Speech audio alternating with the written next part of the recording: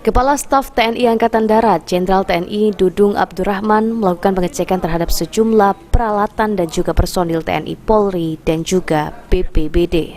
Serta pihak lainnya seperti Manggala Agni dalam proses penanganan karhutla di lapangan Base OPS TNI Angkatan Udara, Lanut Sri Mulyono, Herlambang. Dari pengecekan tersebut, Jenderal TNI Dudung Abdurrahman menyampaikan jika sejauh ini peralatan dan penanganan karhutla di Sumatera Selatan cukup baik.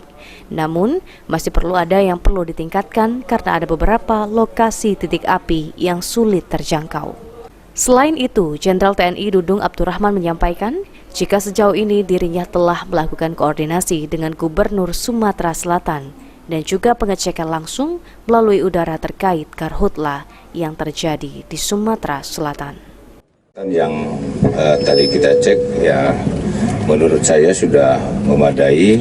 Memang ada hal-hal yang memang perlu kita tingkatkan, spesial laporan dari Pangdam dan Rem Kapolda bahwa ada titik-titik api yang sulit kita jangkau karena memang sarana dan prasarananya, karena memang tidak ada jalan.